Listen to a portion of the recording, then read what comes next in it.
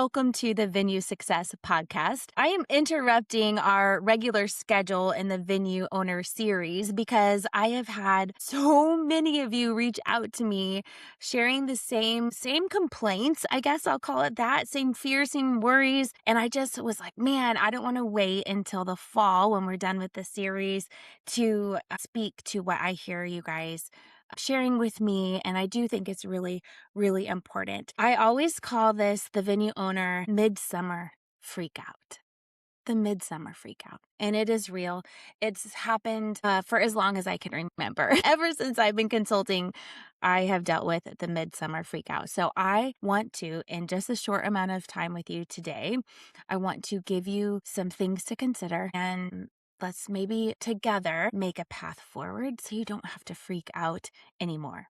Fair enough. Before we get into that, though, I need to ask you a favor. And I've mentioned this a couple times before, and I think it's just really, really important to mention again, is that this podcast was created to benefit our community. It is my give back to you. It is a fair amount of work to gather people to be on the show. I mean, this summer I've had 7 or 8 venue owners have emergencies and need to cancel on me, and it just throws things into a spin, and it's a challenge to navigate. And this is fully something that I do as a give back to you guys. But, I was with a group of venue owners last week, and it was a room full of 40 venue owners. And I think only 2 of them in that room were even aware of the Venue Success Podcast. And I don't spend any money at all marketing the podcast because I just don't do it for that sake. But I want as many venue owners to hear about this as possible, because there are a lot of you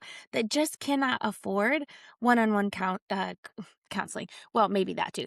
One-on-one coaching, any of that stuff. The podcast is the best way to help venue owners that are struggling. And so the way that you could help me, the way that you could help your fellow venue owners, is to go over to Apple Podcast and leave a rating there. Obviously, hoping for a 5-star.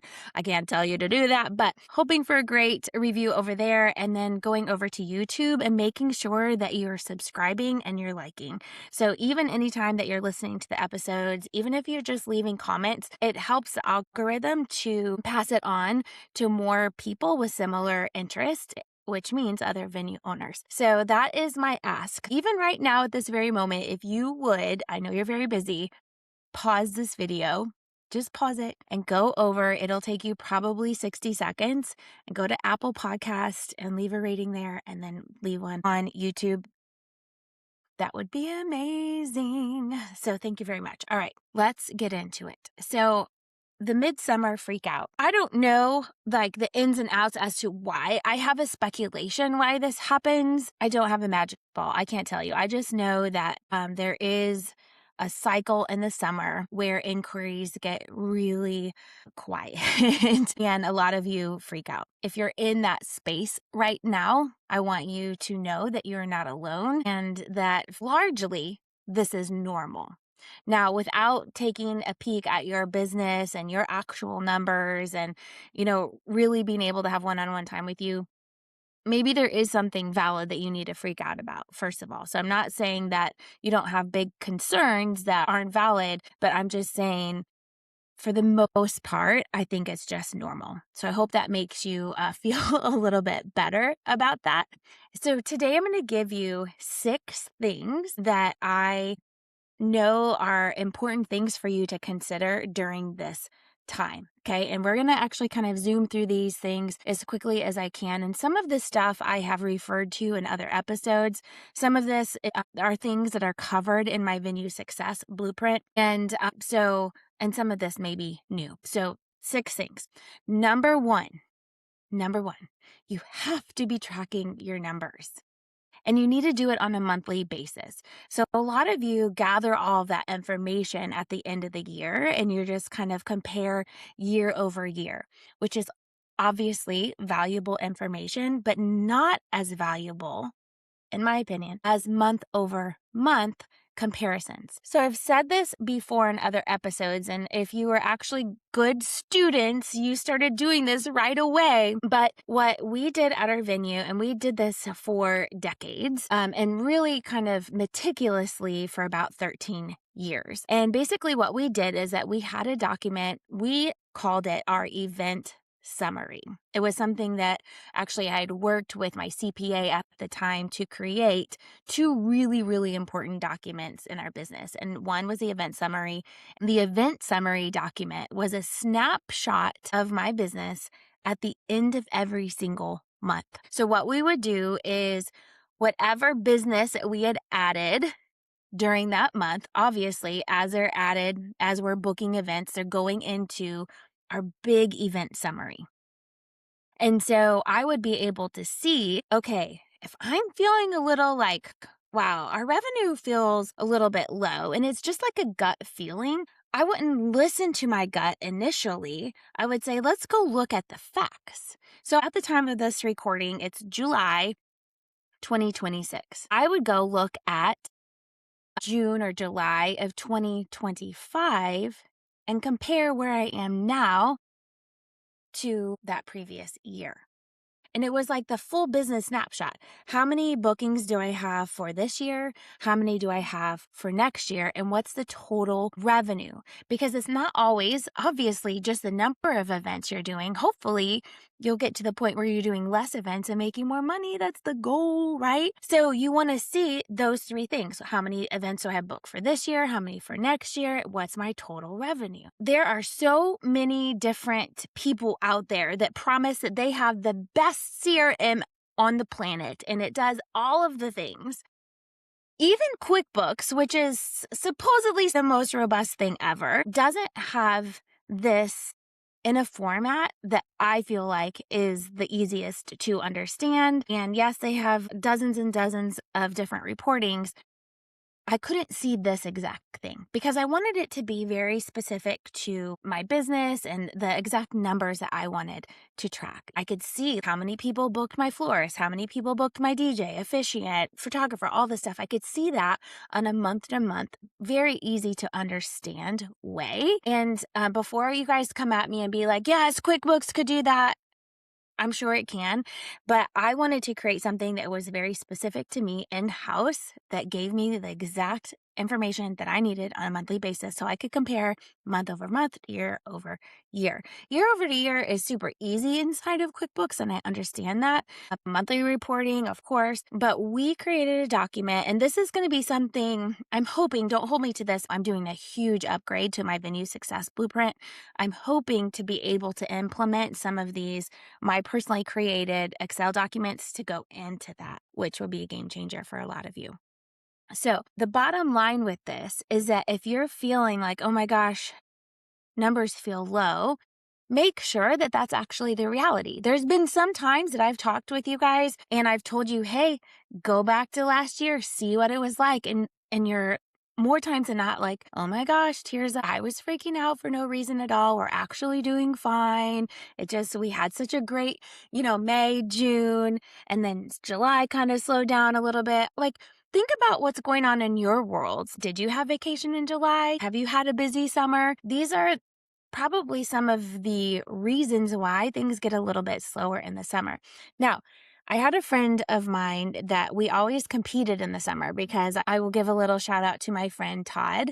I called him Texas Todd. He sadly is not with us anymore, but we always chatted about the fact that he would freak out in the summer all the time. And so we started having a friendly competition with each other about having July be one of our best sales months of the year. And for the 2 years before he passed away, both of us competed with each other. I mean, I won every time, just saying.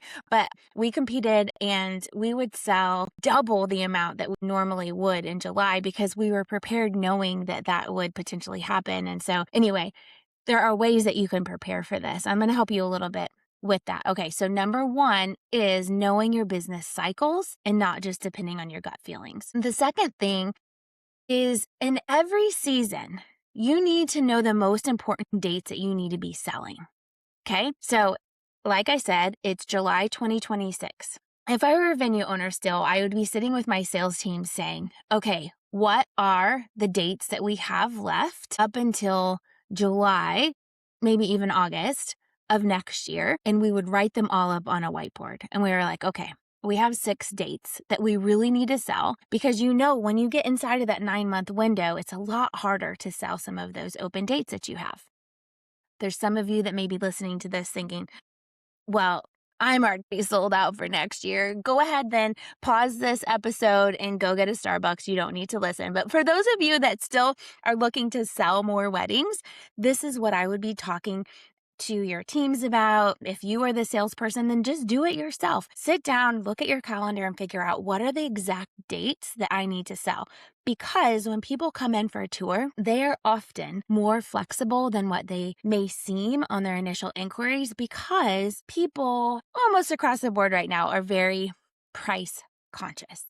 And so if you have a few dates that are lingering out there, I would even just be honest with it and be like, dude, I don't know what's up, but we've got this crazy awesome date of Friday in May. What in the world? And so we're offering some awesome booking incentives for that date if you're interested, and obviously don't just do that right out of the gate. But when you're coming to the close and you're talking through pricing and just be like, here's the date that you're looking at. By the way, I just want to throw this out there.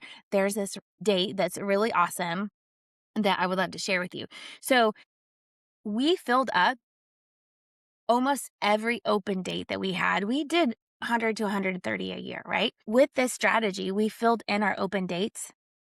I don't want to say easily, but very strategically. And so you want to think right now in the summer of 2026, what are the open dates that I have next year, spring and summer, that I need to sell? Put them on a whiteboard and strategize about how to present those dates to your people that are coming out. Listen, the low-hanging fruit is the fall of next year. Oh my gosh. Of course, everyone wants October of next year, but money talks. So that's the strategy. So then when you're having these hopefully at least quarterly conversations with your sales team, then in the fall, you're having this conversation again. All right, what are the dates that we're really trying to sell for next year? In January, the conversation is, what dates do we have left in the fall, right? So inside of engagement season, there are people that are still going to want to get married in the next 9 months. And so you want to think about those dates, put them on the board, do the same exact thing. One of the things that I loved to track, and it was a really fun surprise, we only tracked this for maybe, 5 or 6 years. But one of the things that I saw is that about 20% of our events were booked in the same calendar year. And I was kind of blown away by that when I saw that statistically. Like when I would get to this point and I'd be looking into the next year, there was a time that I would also freak out. Like, oh my gosh, we only have 70 weddings on the books. And I got to the point where I didn't really want to oversell the following year. It's really fun to be able to say, yeah, I'm booked out, but I wanted the consistent flow of bookings too, right? Like I felt like that was valuable. And so I'm not telling you to turn sales away by any means, but I wouldn't even always discount those available inventory that we had in engagement season because people would almost pay more because they're like, oh my gosh, you have a date available. I want to snatch it right away. So I would only give these booking incentives if I knew, Friday the 13th, nobody wants that date. I would never bring that up like, oh yeah, no one wants this date. But we knew that there were certain dates that people wouldn't want. And so those are the ones that we would definitely incentivize. Does that make sense? So always know, this should be at the forefront of your mind, the exact dates that you're looking to sell at any given month that you're projecting ahead. Again, selling the fall of 2027 right now, that's easy, y'all. A teenager could do it. Am I being mean? I don't mean to be, but I'm just saying those are easy to sell, right? Okay. Number 3, you need to annually take a deep dive into your market analysis. A lot of you guys have done this at the beginning of, maybe when you're trying to get funding and you're working with a bank and they're like, well, we need to see your competitive analysis or your venue mapping or whatever it is that you want to call it.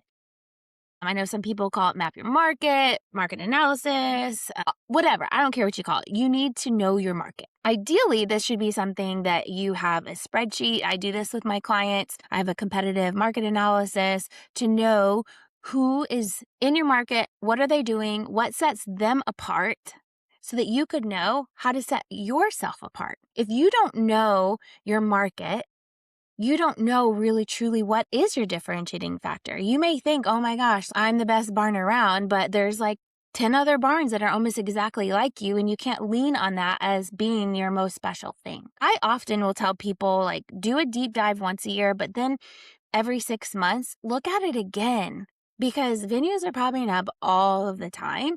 And I actually had a client of mine do this recently. She was actually just on a diagnostic call and we were talking about this. And I was like, hey, when was the last time you updated your market analysis? And she's like, oh my gosh, it's actually been several years since I've done that. She sent me an email back and she was like, oh my gosh, Tirza, I'm so glad that you told me to do that because I learned some really game-changing information when I did that. And part of that conversation that we had is that I was telling her, listen, when people come to tour your venue, oftentimes those potential clients know the market better than you do as the venue. And that is not okay, my friends. They are in the weeds. They're looking at reviews, they're looking at websites, they're booking tours and all this kind of stuff. Like the market, your competitors are like right there in front of their face. And it's difficult for you to sit across from someone that's like, oh yeah, I went to see XYZ venue. And you're like, I never even heard of them. That should never be the case. You need to know your market. Be business owners, my friends. Be smart business owners. You got to know that. So if you've never done one before, you can absolutely reach out to my team. I would say hold your horses just a little bit because when I redo the big venue success blueprint, this is going to be something 100% that is included for everyone who gets that course. Is kind of a strategy behind how to do a market analysis and the document that I use to gather all that information. Okay? Coolio. If you absolutely just cannot wait and you need the document, reach out to my team, hello@tirzacafe.com. There's a very small price associated with it, but we could get that in your hands. Okay? All right. Number 4, I want you to think about your marketing strategy. And if you feel like, oh my gosh, I typically would get 100 leads a month and all of a sudden you're getting 20 or 30. That's actually something that you should be very worried about. And I had this happen a few months ago with a client that I've worked with for years. And they were like, my leads have almost dried up and I'm kind of freaking out. And I was like, well, have you looked at anything going on with your marketing plan? Is your Google ad up and running? Because they didn't really market through too many channels. And I was like, what's going on with your Google ad? He messaged me back a few days later and was like, oh my gosh, my Google ad has been down for months because it was having an issue with my credit card. And the thing that I would take away from this is even if you're paying someone to manage that for you, they're never going to care as much as you do. You know, they probably care, but they're not going to care as much as you do. So if you feel like something is off, go look into it. If you're managing the ads yourself, go check it out. Maybe it's something as simple as a credit card. But listen, you can't always rely on the people that you're paying to do that because at the end of the day, you are the one that's responsible to make sure that those things are functioning like they should. Okay, so if you are feeling like something's going on with my leads, look into that. The overall marketing strategy, obviously, we don't have time to get into all of that today, but if you say are marketing on 2 or 3 different platforms, you should be looking at that at least, my friends, once a month. You need to make sure that everything is working as it should. Your credit card's good. There hasn't been any updates that ran that screwed things up. Just take a looky look, okay? Number 5, I want you guys, if you haven't listened to it, to go back and listen to the episode that I did on the 3-legged stool. So it's something that I talk to a lot of people about, how to recognize what is maybe the most urgent thing that needs to be addressed in your business. So it's talking about your marketing, your tours, and your conversion rate. So I want you to go listen to that episode because it could be very eye-opening about what is actually happening. So here's the thought process. So if there's less inquiries, look into your marketing strategy. Is there something that needs to be changed? Is there something new that you need to implement? If you're getting less tours, I want you to look into your value proposition. Is your pricing transparent? Are your packages easy to understand? Are you making things in general just simple? It needs to be simple. And if you're still getting good leads, you're still getting good tours, but you're getting less booked, then you need to look into your tour process. and consider, what do I need to change about my tour? Are our tours too long? Are they too short? Am I talking too much? Do you know how to do a strong close? Are you trying to book people on the spot? You know how I feel about that, my friends. I hope that you are trying to book people on the spot. It's so much harder to book them after they leave, right? So this is my actual favorite part. And I think in some ways it's the easiest to fix because it's just a psychology thing at the end of the day. It's just understanding how to talk to people in a way that speaks their language. And I was just at a conference talking about this, about the main 6 buying types. Do you know what they are? Do you know how to sell to an analytical buyer? Do you know how to sell to an amiable buyer or a driven buyer? Do you know how to sell to a skeptical buyer? You've got to understand the psychology behind that. And just the simple understanding of buying types could totally change the booking process for you. Okay. So lastly, and maybe most importantly, I need you to stop freaking out. This industry is notorious for high highs and low lows. So you need to build your resilience instead of freaking out. Take a deep breath, think like a business owner. Everything is figure outable. So let me just end by saying the diagnostic calls that I do with venue owners, they're 45 minutes. And this is probably the most magical thing that I do as a coach is just a fast win of getting on a call and being like, I'm frozen, Tirza. Where do I go from here? And we figure it out together. And sometimes it's just like an outside perspective to look at things with you and give you clear direction on what to do next. So if you're interested in doing a diagnostic call, there's a small fee associated with it. But I'm telling you guys, I've never done one of these where people were like, well, that was a waste of my time. Can I have my money back? Like never once. And I've done I've lost track actually, probably 60 or so just this year. So if you're interested in that, just go to hello@tearsatcafe.com, email my assistant and we'll get that scheduled for you. But listen, here's the last thing I want to say to you. Every tour, every couple, every challenge you face is another opportunity to build the venue that you've always dreamed of. I want you to know that I see you, I believe in you, I'm cheering you on. And with hard work and tenacity, the best is yet to come. We will see you again soon on the Venue Success Podcast.